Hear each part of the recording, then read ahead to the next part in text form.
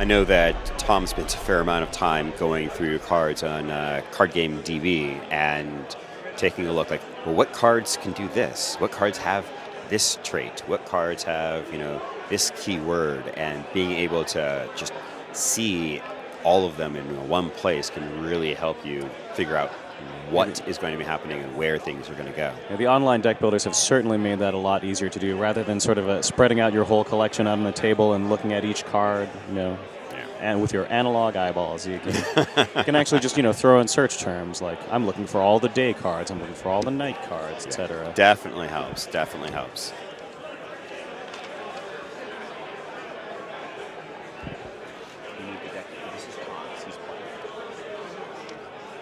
So we have Tom sitting down opposite. Is that David? Still waiting on a deck list to get a little bit more information about Tom's newest challenger.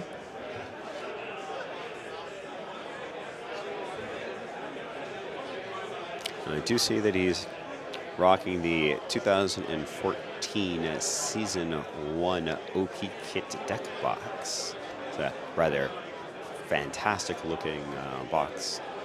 Oh, it's good stuff. If you have a store in your area that is running tournaments for your favorite living card game, do check them out. Go to that store, get involved in their tournaments, and win yourself one of these deck boxes or playmats. We've seen a lot of the fun stuff. Tom there has the wooden domain tokens that we had at Nationals, and some cool-looking Elder Sign domain drainers there. I have to say I'm a little jealous. I would have definitely liked to have a set of those myself. I'll probably have to talk to one of those OP guys and see if there are any. You can also see too. In the back somewhere. Tom is also rocking a World Championship domain too, so he's definitely flagging his wins there. Okay, so we are in fact having a David Bergstrom that is going to be Tom's opponent. My goodness, David Bergstrom. He is another player that just plays across many games. He's a Game of Thrones player. He's a Star Wars the card game player. So, yeah. And I believe this is the first time that I have seen David in the finals of Call of Cthulhu. So this will be interesting. This will be a challenge. Yeah, I do believe this is his first time. It should be noted that his restricted card is the Alternative Historian. And it looks like he is rocking a Miskatonic heavy deck. Now, Miskatonic is very interesting. They're just high speed. Like if you want. Actually, it looks like he may be running a single faction deck. Sir, I stand and applaud you. Takes a certain amount of bravery to just wholly commit to one faction, because there's a lot of options you can play across multiple factions. But yeah, I think we'll get a chance to see for sure as he starts going ahead and laying out cards. But I'm correct. He is rocking with that great and wonderful expansion heavy for Seekers of Knowledge, which is Miskatonic's deluxe expansion box. Do you think, Damon, that when a new deluxe expansion comes out, that you see like just a massive influx of new decks based on that expansion? That's usually the way that it goes, at least in the build up to tournaments or in between them. When it starts actually coming down to tournament play, though, if a box has come out too soon to it, a lot of the players will hold off on trying to incorporate it and play with the things that they're more familiar with, which is something that I actually really recommend myself. But if you get a couple of months between a box being released and a tournament, you'll usually see a fairly heavy representation. Although now that we're coming on to a new game, it's probably a good time to introduce ourselves again. I'm Damon Stone, and I am the lead designer for Call of Cthulhu. And I am Jaffer Batika. I am event coordinator for our events and organized play department. So again, we have Tom Capor and David Bergstrom that will be sitting down and playing, and this is a top 4 game. I do believe Tom being at 4-0 is probably the top seed. Yeah, but at this point, we are entering the single elimination final. So if Tom takes a loss here, he will be eliminated from the final table. Gone. So we will see. Will Cthulhu relative newcomer David Bergstrom bounce our many-time world champion Tom Capor? Yeah. Actually, if there's anybody that is going to do it, somebody that is a very solid player and really understands LCGs and card games in general, that Tom has not had an experience playing against, who might have a different play style and a different build style, makes it one of the better chances.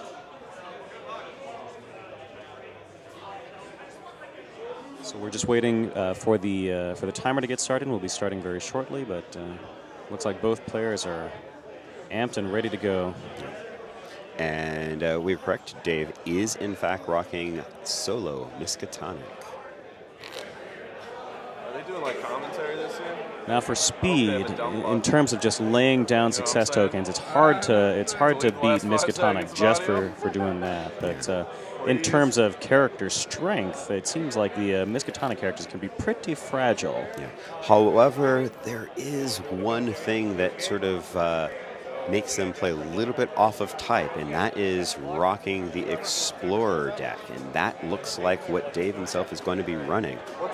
So tell us a little bit about the Explorers, Damon. Well, the Explorers are a really interesting subset of cards. They have a tendency to all have a general effect that powers up the other Explorers, and each one has a unique way of affecting the game when it's on the table itself. And it adds a fair amount of interesting control elements in addition to its ability to just rush stories and throw down success tokens.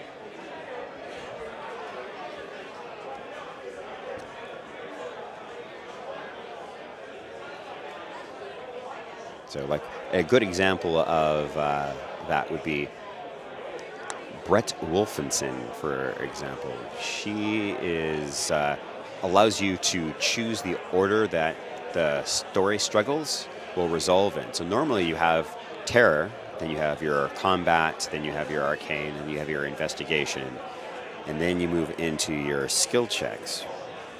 If terror causes somebody to go insane, combat causes somebody to get wounded, you may not have anybody left to be able to throw down some investigation icons. And of course, once you have 5 success tokens on a story, you win it automatically. So with Brett, it is possible to have the investigation struggle go first, throw down that 5th success token, and not have to worry about terror or combat ever resolving. So we've talked a little bit about restricted cards here. So the way that our deck building works for tournament play is you can have up to 3 copies of one restricted card in your deck, but you can't have 2, say, restricted cards in your deck. So what you choose as your restricted card, many of them are very, very powerful. It will affect the way the game is played. So, you choose carefully, choose wisely. Yeah. And so Dave's restricted card, as I said, is the alternative historian. And it's a faculty and an investigator. It costs 1 to play. It has 2 skill, but no icons. Its ability, though, is a forced response, that after you play the alternative historian, you get to draw a card. And the action ability of it is discard a card from your hand to choose an icon struggle at a story. That struggle does not resolve this phase. She is a very, very strong card. I mean, if nothing else, draw power is somewhat rare in this game. So just being able to draw through your deck, to see more of your cards, to get more of your combo components in play, is powerful in and of itself. Yeah, she automatically replaces herself, so that's always really helpful. So being a top 4, this round is going to be untimed. So they can take as long as they need to play this round. Yeah. Although I suspect that it's not going to need that much time. One of them is likely to take a strong lead and power through, considering what their decks do.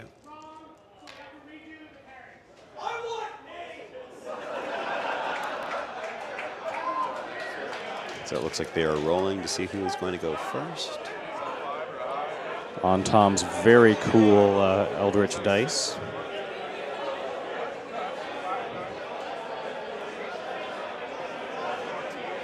Yeah, it looks like there's a bit of discussion about what the totals were, who actually won that roll.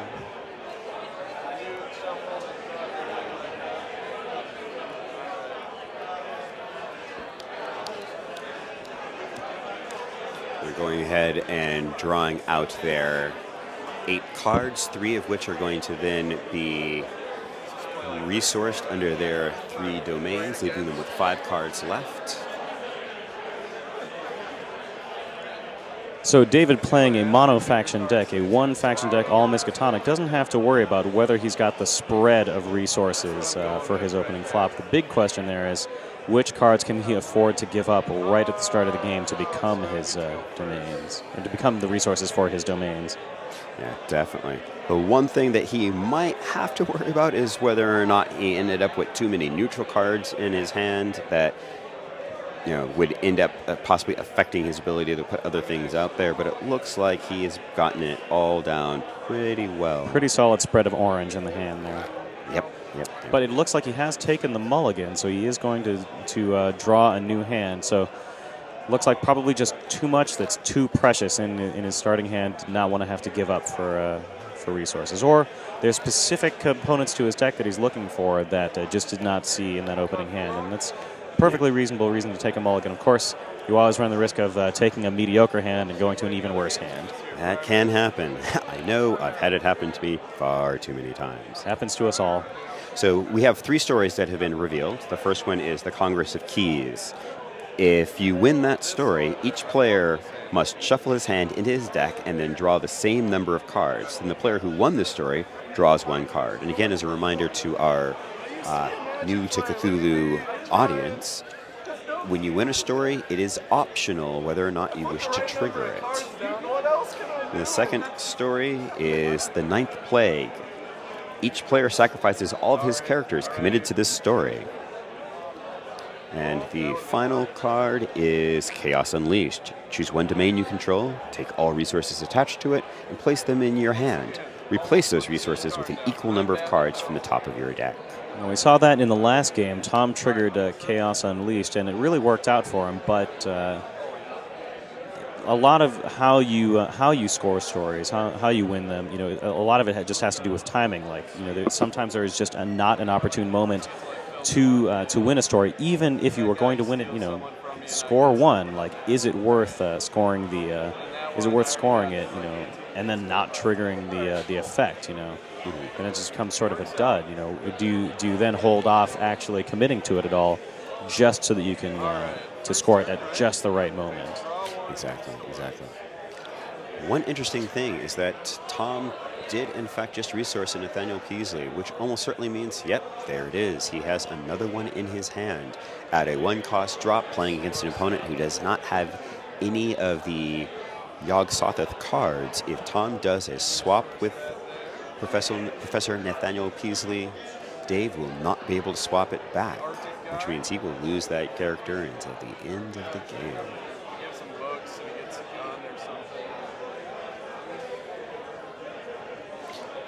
We have an Arctic ethnologist that has just hit the table on Dave's side.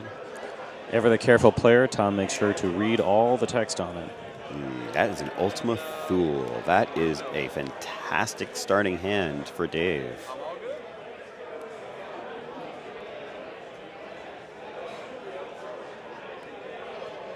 So as the starting player, as the first player, he only gets to draw 1 card, has an operations phase, but does not get a story phase. So that doesn't give him an undue advantage for going first. Does not get to lay down any success tokens, which as a Miskatonic player, I'm sure any lead he could take, he would want to, but that is not the situation for the starting player.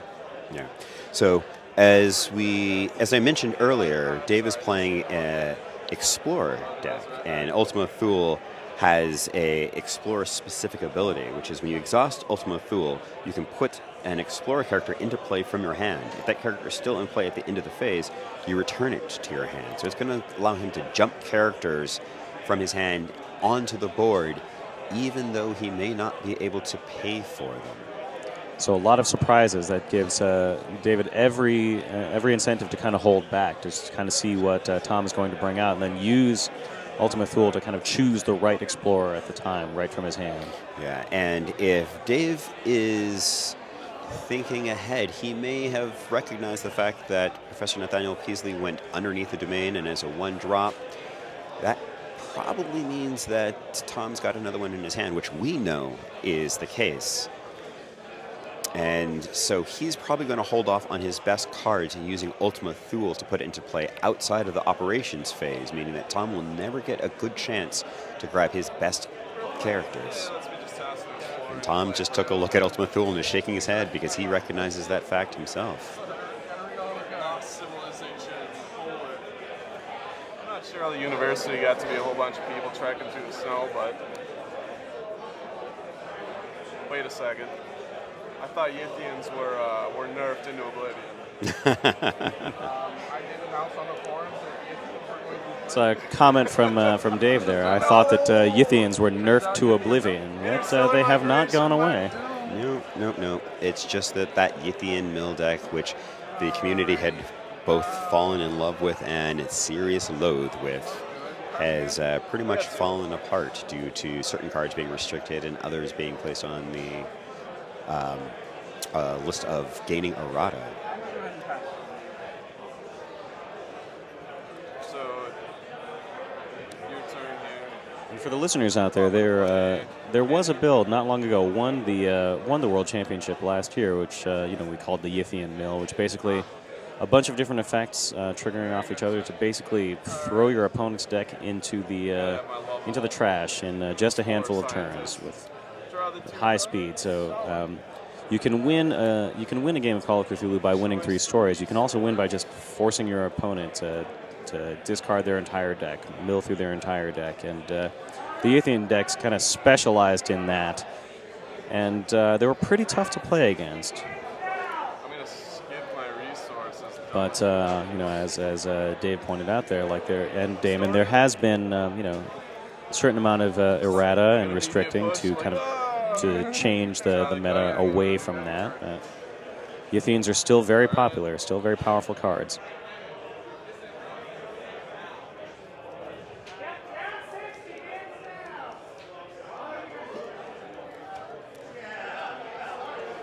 Looks like Dave is thinking along his lines. With the glare there, I can't quite see what it is that he played. But once again, we see a kind of similar situation from the last game where Tom's opponent, has what looks to be like quite strong board, just a ton of characters versus Tom's not very many. But as we saw in the last match, Tom is very good at this, spinning that around. Yeah, I believe that card that he played is, it is in fact Archaeology Interns, which allowed him to draw 2 cards, and he's going to have to put one of those back on top of his deck, as he just said. All right, challenges or stories? This is not that thing. As powerful as just straight draws, filtration is also good too. Just draw, put back, sort out the cards you need now from the cards you need later, or don't need at all. So Brett Wolfson's just hit the table. She is a beast. She is probably my favorite card amongst the Explorers. That ability to control what order things are going to resolve in once you get to the story phase is a serious winner. Also, of course, she gives each Explorer character toughness of +1, meaning that it's going to take an additional wound. All right. Commitments. So now David has just a huge board of tough Explorers. I'm just going to go through them one by one, rearrange them a little bit, do that kind of. Let me know when you're set. And Dave now committing to stories, spreading them out because he can, and he well outnumbers Tom's board there. Tom only having 2 characters on the board, so even if Tom goes all in on one story, it looks like Dave has got him beaten in icons. And for those of you new to Call of Cthulhu, the icon struggles are where quite a lot of the game is going to happen. Like you count the number of icons on each character committed to a story, and then whoever has more icons of that type at each icon struggle triggers an effect. So at the terror struggle, whoever has more terror icons will drive a character insane on the other side. Whoever has more combat icons will wound a character on the other side. And working down the way of the line, like the arcane struggle, whoever has more arcane icons will get to ready a character. And the final one, the investigation struggle, whoever has more investigation icons will get to place an additional success token there. So, as I said before, David has a clear lead in the number of characters and in the number of icons. So no matter where Tom chooses to commit, he is behind on icons and is probably going to lose a struggle here and there. Well, one of the interesting things is that with the alternative historian out, Dave's got 2 cards in hand. Even though Tom does have a character that has icons, it looks like a terror and a combat, Dave will be able to throw down a card, make the terror struggle not resolve. That single combat icon will not be enough to fight off most of the explorers.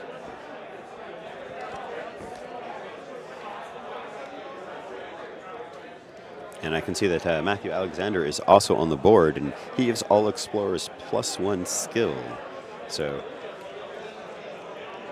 once all of those all of the story struggle have been resolved, we go to skill check, and whoever's got the most skill at a story is going to be able to get a success token.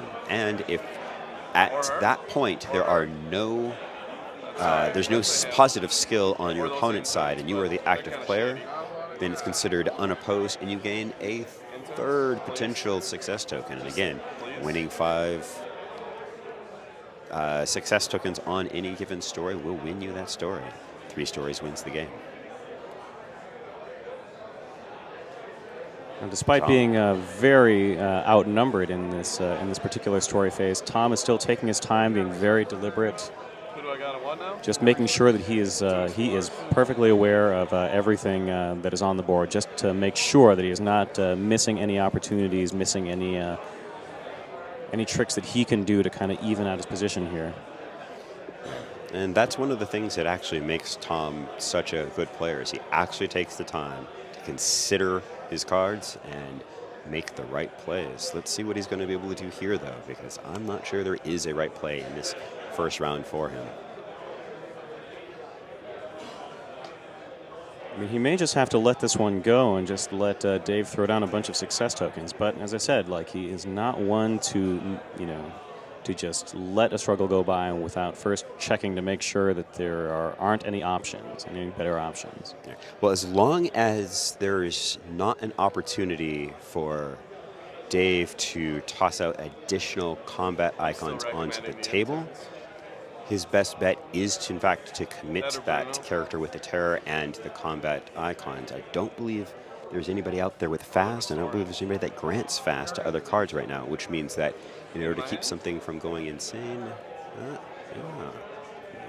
interesting. Okay, he shuffled a card back into his hand to be able to send one of the characters back to Dave's.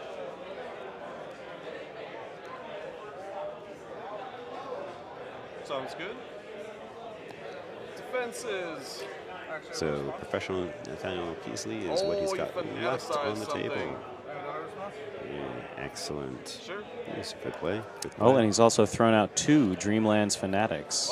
Those are well played, sir. Those are well characters played. that can just jump into play out of hand when the moment arises. And the moment arising is if a character leaves play, Dreamlands Fanatics comes into play from your hand. So he had 2 of them in hand, a character left play, so suddenly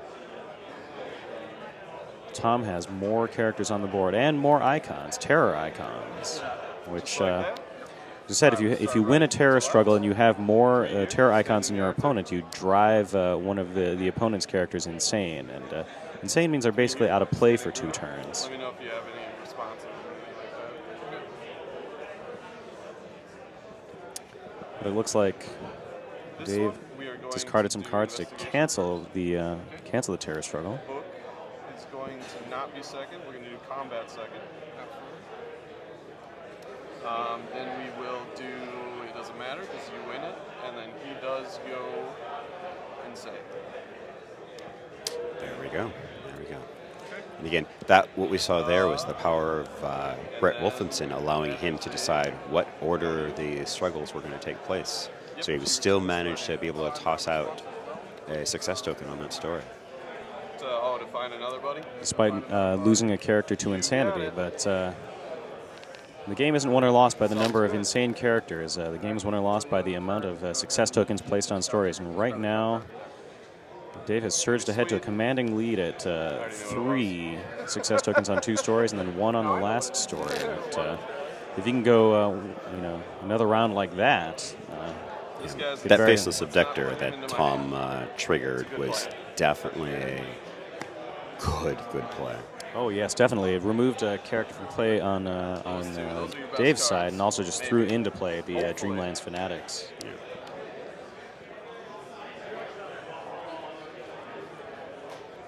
The Dreamland Fanatics is a really popular card that's actually been kind of difficult to find. The Asylum pack that it was in has been out of print for a while, and as we just announced yesterday, all of those packs are going to be coming back as print on demand. So everything that was old is new again. So hopefully, if you have not gotten your copies of Dreamlands Fanatics, you can get them very soon from our website. You can see that Tom is trying to figure out what he is going to play during his operations phase. We are still so very early in the game, and yet Dave has got many success tokens down on the board. It looks like he's going to resource that other Nathaniel Peasley, which means, yes, he does in fact have one more in his hand. It'll be interesting to see at what point Tom decides to play that and trigger it. Because while it's an incredibly useful card, it'll be able to let him grab one of those so important characters, particularly with the Explorer synergy, could really break the way that Dave is planning on playing. It will involve having to pay 1 from 1 domain to put it into play, and then draining at least 1 to be able to trigger its effect.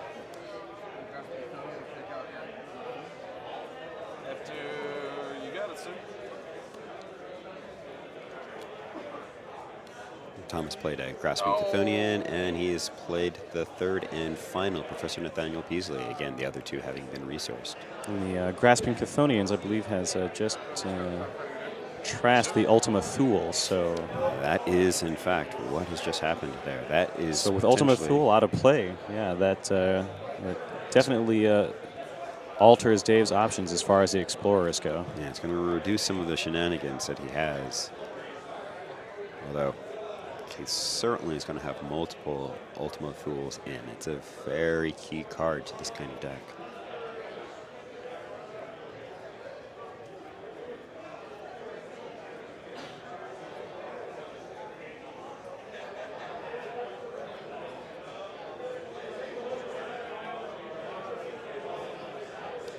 Tom looks like he's trying to figure out what he's going to do in a story phase. He's going to be committing a couple characters. Which story is he going to go? The book tree. Bit of a reversal. I mean, with Ultima Thule gone now, Dave can't just pop Explorers into play from his hand. So now, unless there's some tricks in his hand, Dave has basically just got 2 ready characters, 1 exhausted character versus Tom's 4 ready characters with more dangerous icons. Gosh darn book tree. Of course, there is always the choice of having, of holding your characters back to, to defend on your opponent's turn. Which looks like what Tom is doing is holding his Dreamlands Fanatics back, which, as they have the terror struggle, can keep the fairly sane and stable Miskatonic Explorers from wanting to muddy their boots in those waters. That is 100% acceptable. You got that one. It goes Not rolled. unopposed. Rolling counts. So on the Congress of Keys, we have 2 success tokens on Tom's side to Dave's 1 success token. So Tom getting a little bit of a foothold in the stories there, but still up against 2 stories with 3 success tokens each. Depending on what Dave has drawn, he may be able to win both of those stories this turn. Then again, there are 3 standing and ready terror icons that might have a little something to say about that. Sorry, I got to resource first. Now, when a character goes insane in a story, he is basically removed from the story. Immediately. So, I mean, when that is the case, like it's basically like they're not there. So it's hard to want to commit knowing that that's a possibility, and also knowing that having a character go insane basically takes them out of play for 2 turns, because there's one turn in which they're flipped from insane to sane, and then from exhausted to ready. So much of the time, you can't afford that kind of Tempo loss, yeah. slowdown. Yeah. Especially in high-speed decks like Miskatonic.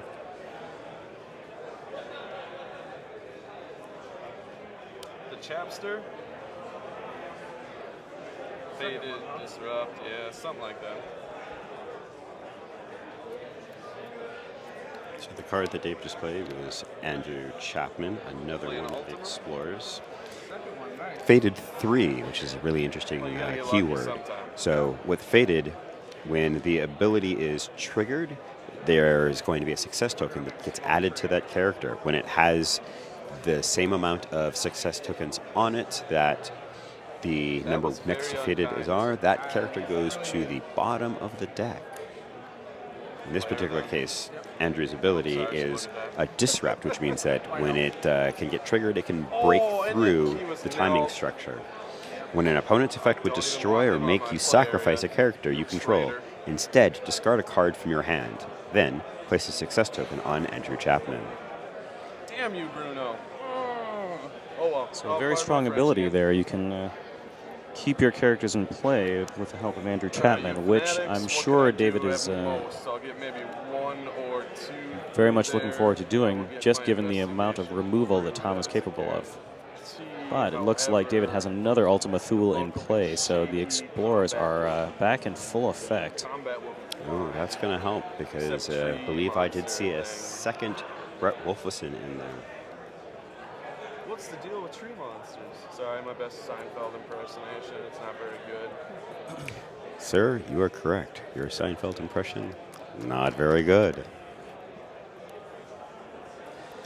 2 very chatty players, Tom and Dave. There's a very friendly, very collegial atmosphere here. You know, both guys willing to talk to each other, have a good time. Even though this will be a deciding game. This will determine who goes to the final table. She was being stalked the whole time. He just took. So in case you missed it, Tom did in fact decide to fire off Professor Nathaniel Peasley. What he grabbed was Dave's Bruno Carioli, which was another Faded card. Its response is, after Bruno Carioli is committed to a conspiracy, choose an icon struggle at that conspiracy.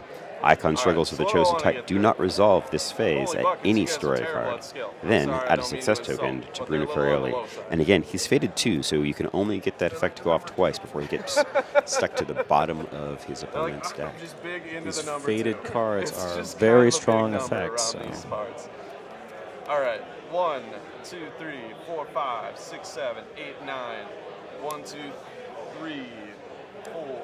Of course, Bruno Carioli's ability will only fire if he is committed to a conspiracy, and so far we haven't seen any. Although we know that they are in Tom's deck. When are we going to see them from Dave's deck? Yeah, that's a good question. Toss in the historian and then do this. Oh, let's make sure we're doing this right. 8. It's entirely possible that he doesn't actually have any in there, and that Bruno is there specifically because it is a one-cost investigation and arcane character. Which on Tom's side, he had, until he stole Bruno Carioli there, had no investigation icons. So having an investigation icon will at least allow Tom to hold Dave's investigation icon struggles a little bit at bay. If not play some of his own, should he win an investigation struggle. Absolutely. Interesting thing will be to find out whether or not the use of Nathaniel Peasley, with just having paid 1 to grab that 1 investigation icon, was a better choice, or holding off on a turn when he had a larger domain free to grab somebody that was possibly a little bit more impactful with a higher skill level, more icons, or more useful Let me double ability. check my math. But then again, 3, Tom 8, actually does 9, have 10. conspiracies in his deck, so he 9. will be able to use Bruno's ability. You're Yeah, just that gonna is a be good like, choice. no, it Well, was at least actually until 11. the I'm Fated just goes gonna- off, and then it sends it back to Dave's It's deck. gonna be like, sorry, buddy, it was actually not even close. So given that, it may disincentivize Dave to play any conspiracies as long as Tom controls him. Quite possible, quite possible. So Dave kind of had to really talk his way through how and where he was going to commit his characters, counting up all the icons, counting up the skill, and counting up the icons and skill at the other side. So now Tom is deciding where to commit his characters. And of course, both players still have cards in hand. There could be more surprises. And that's sort of the X factor there. I mean, you can math it out. You can just count all the icons on the table, but you never know what is in their hand. They just could disrupt all the math you've been working out in your head. If they are both, I believe, actually have all three of their domains drained, and if that's the case, there are very few cards that they're going to be able to play just for free. It will end up having to either exhaust or discard to sacrifice things to be able to play any other effects. So Tom is definitely going to have to commit something to this, because if he does not, and Dave manages to walk away with the investigation struggle to add an additional success token and win the skill struggle to place the success token, he could win those two stories on this turn. So Absolutely. And Tom coming back from a 2-0 story count, and it's going to be hard pressed, particularly against Miskatonic.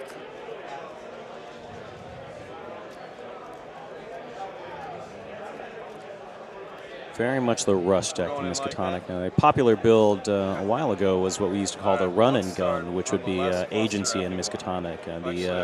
The government agents and cops of the agency kind of making up for some of the deficiencies at the time of Miskatonic of not having enough like combat icons and Just toughness. lacking general resiliency. But lately, we see in the Miskatonic they're playing more to control, where they can just stop certain struggles from happening. So, if a combat struggle is coming at you, stop it from happening. Absolutely. Pardon my googly one. Yeah, the first card that really started making that have some impact was an older one, actually, and that was the Chess Prodigy. Personal favorite of yours? A personal favorite of mine, and it has nothing to do with the fact that looked like me at that age. Start with the investigation. Also being a large fan of chess at that age. That was skipped. I think we've seen that in your other work in Android Netrunner as well. So I will wound Chapel. So working our way through the icon struggles here. Oh no, it's toughness +1.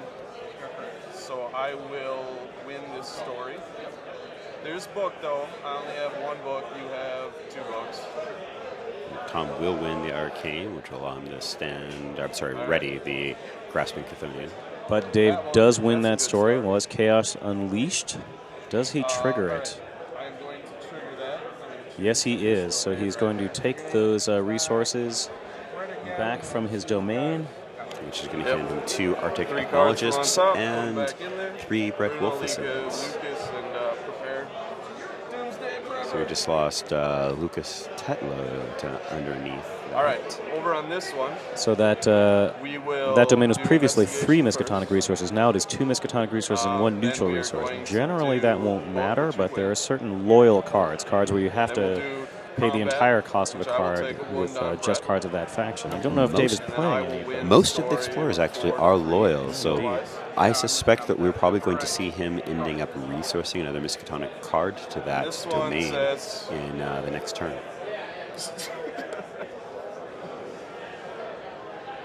Like the blood balloon. The power of terribleness. I'm actually considering it. Is that a bad thing? I don't know. So Dave wins Take another that, Bruno, I story. hate you more. No, I will not trigger that one. He decides not not trigger to it. trigger it. That's the one that would have caused all characters committed to that story My to end go turn, Brett will bye-bye. come back to my hands. I guess the characters on Dave's side of that struggle were just And too then, precious to him to want to sacrifice, even though it would yes, take out Chapman some will- strong characters on Tom's side. We'll have to see whether or not that is going to come out in his favor at a later point, or if he is going to regret that decision. Yeah, but now Dave in a clear lead, 2 stories to Tom's 0. So Tom is definitely on his back foot in terms of what he needs to do in order to get back in this game. However, Dave appears to be entirely exhausted on his side. No ready characters, so that's correct. Tom can kind of have it his own way this particular story phase. He will definitely be able to win the Congress of Keys this turn.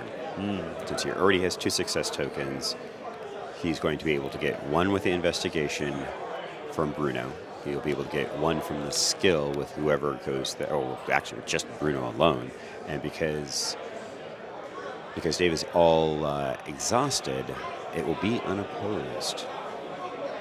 And that will add that 3rd and final success token to the Conquest of Keys, which will take it up from 2 to 1. The question is, of course, what is Tom going to do with everything else? Now, if he does win Congress of the Keys and he chooses to trigger the effect, it says each player must shuffle his hand into his deck, then draw the same number of cards. Then the player who won the story draws 1 card. So both players will get entirely new hands. Yeah. With Tom having an additional card on top of that. So the question there is, for winning. The question there is, does the stuff in Tom's hand, is the stuff in his hand less valuable to what he might potentially draw? That's so very nice of you. Good question.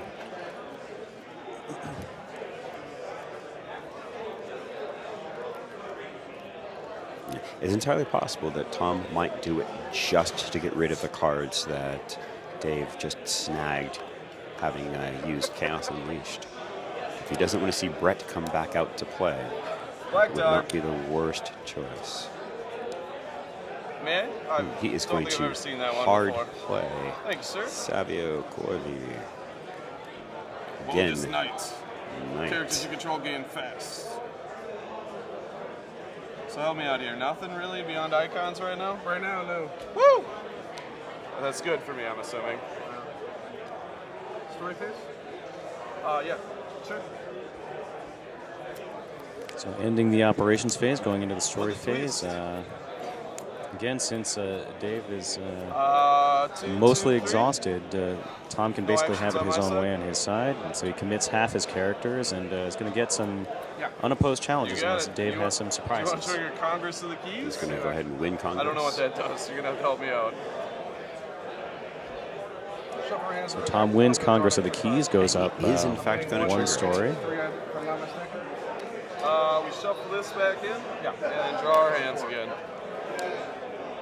Okay.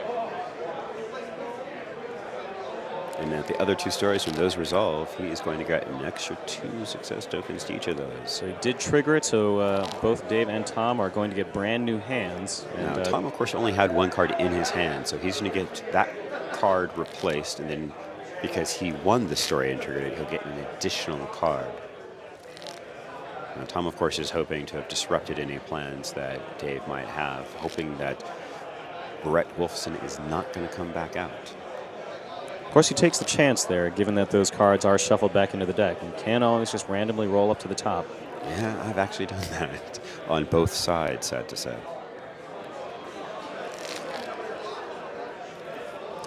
But looks like Tom is not completely out. I mean, he is low. He is down 1 story, but he could see a comeback. All right, so I got 4.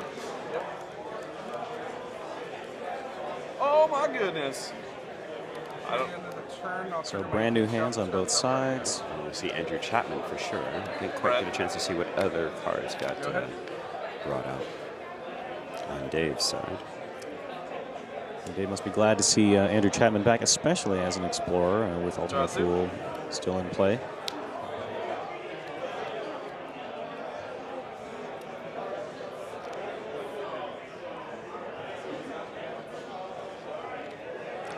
So now Tom leads on the stories with 2 success tokens to 0 on Dave's side, but that could easily change very quickly because of the investigation icons on Dave's characters. It gets worse, actually. if you were watching that hand flip through and through, what we actually have are several cards that have additional story boosters, which means if he attaches those to one of the stories, he can add additional story struggles to that story. And at least 2, possibly 3 of those cards had investigation struggle boosts on there, meaning it is quite possible that if he does it just right, he may be able to win a single story in one go. And obviously, since he already has 2 1 stories, he just needs 1 more to win. So one of them will add 2 investigation struggles and 1 arcane struggle. Still in resourcing. What do I want to resource? I wish you could help me out. You're probably the champ here. You could just be like, dude, you should do this. What the heck's going on? It's probably so obvious from your side. You're like, dude, well, come on now. Very conversational game. It's easy. These guys are really talking it out. And I'm over here just like, I don't know what the heck's going on. Who are you? What do I even do here?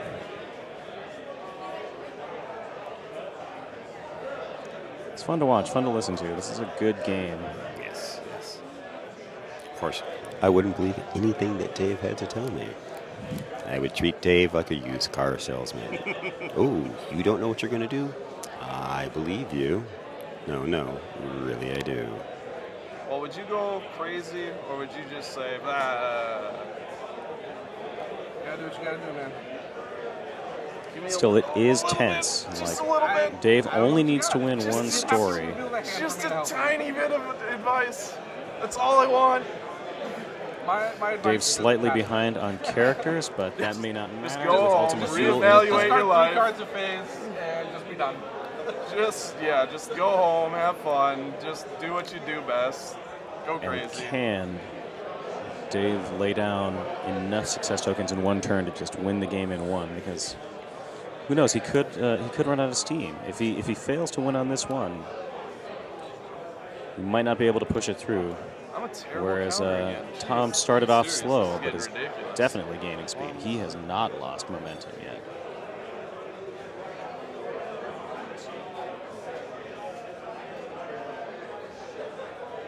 Decisions. It's a very important story phase. All right, you know what? People are probably going to yell at me about this, but you only This go should be once, interesting. right? If you rock me because of this play, it'll be congratulations to you, and then we can go laugh about it and get a drink or something. Sound good? Sounds great. All right. Not that I have you worried or anything now. You're just like, what in the world does this guy I have? may have handed you away. I know that's a possibility. These guys are I doing don't just as think much you handed me commentating on their away, game as but we are. we'll give it a shot and just It's see always what good happens. for the assist. Thank you, You got gentlemen. some cards. You can probably do some stuff, but that's it. It doesn't matter. You I might mean, a as well lot win. depends right now what Dave puts into play, but also what Tom is holding in his hand, because he has 2 open domains. Dave reaches a Don't laugh card. at He's me, got a please. 1, a 2, and a 3 domain. God. Now, I think at this particular point, I would give some Please, I'm serious serious. about that. I would give some serious thought to It's playing not a good both card. that I know it. I've made my open peace for with it. inspection, and I'm not quite sure what the other one was. It may have been an expert testimony. What Dave has to worry about, though, is Tom is way in the Let's see lead what in terms of happens. terror and combat icons. for Now, he does have the inspection. There it alternative goes, open for historian. inspection. He does have the alternative historian. He can cancel icon struggles. He can cancel. Getting rid of that terror struggle is almost certainly going to be the way that Do I he's have going to another go. one? Wouldn't that be sweet? All right, I am ready to go into stories. Yes, it is in fact before I an go into expert stories, testimony, which should be a really interesting surprise Mr. play. Chapman. So how many can he get this turn? So Um, if he was to just win the skill struggle, he would get 1 success token. If he went unopposed, he would get 2. If he won the investigation, he would 3. And if the investigation struggle goes off 2 more times, 4, 5. So he could win this one all in Why one not? shot. So he's going all in on this story.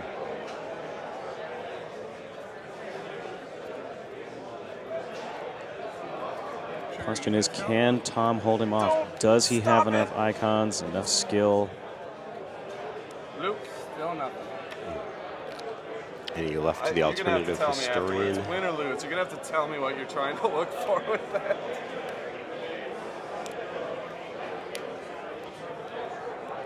Both of them are going to have to go all in on this story. Will make the difference of victory or defeat here. My historian. Historian's going to skip terror and combat. All right, Okay, so he dumps 2 cards. And then I'm So going to it's gonna resource that. discarded expert testimony. Expert testimony you're in. That is just added a So 3rd That's going to be it's it. going to be 4 Investigation. investigations and a skill win. Yeah, it's terror and combat. You So have no terror struggle, no combat struggle from alternative historian. skill to your So we're just coming down These to guys how much right skill here, is in that's play and 6, how many 11. investigation icons there are. Which Dave clearly has the lead in investigation icons, which open for inspection is very good play there. Commits to a story, gains the icon boost. Skill. got it, man. Great Good job. game, man. Oh, That's that's it. That's it. And Dave has just knocked out Tom. Moving on to the next level. So You see what I mean? It's like the stupid play. It's like that. If you have anything to disrupt it, I'm just like, oh, that was fun. so that's As I said, that was the play that I was going to do. former champion Tom Capor losing to relative Call of Oh, Cthulhu great. newcomer. Yeah, it was actually a really Anyways, very quite good game. quite What were good you play. digging They were for? both I'm doing very really curious. well up there, and There could Dave have just got Oh, pretty really? lucky there. Yeah, there could have been a Getting the right disruption cards. there. I mean, Reading there cards. could have been a That's what I surprise have in to Tom's learn to hand, do. and that could have just collapsed the whole house of very cards good there. game, It was a fairly fragile win because it was basically throwing it all in on one shot, and if it did not work, it could have gone very poorly for Dave on the following turn. Well, the biggest thing there is that he still would have ended up in a situation where It's gonna be later, Tom was much coming later. in from behind. Tom was not going to be able to win That was a 2 close one, stories too. right I off was the bat. He only thinking had that I 1 should've investigation probably icon, historian 2 all stories you with guys to 2 book icons success away, tokens we on went them into each. So he could have won possibly one of those stories being unopposed In retrospect, I was investigation like, and maybe I skill. should've done He that. still would have had that other story that would have only at max had 4 success tokens on it, which means that Dave had a good chance of still being able to pull it out in that next turn. But the problem, of course, is nobody knows what Tom would have drawn, and he might have come into one of those cards that was just going to be the perfect answer. So it was risky, but it was a calculated risk. It was the right choice. I'm sure if Tom had seen his Plague Stone back out again to just wipe the board, That, hose down all those explorers. yeah, that is almost certainly what Tom was really hoping for when he saw the Unfortunately for him, did swarm not of see it. investigation icons. That's the nice thing when you're behind on characters with a card like Plague Stone. It's just all your characters gone. Let's start over. But well, congratulations to Dave Bergstrom and Tom Capor for playing a very good game of Call of Cthulhu there. So that was the top 4. So now we will see Dave advance to the final table against an opponent at the other semifinal table. We don't know who that is yet. Be announced. Come over and answer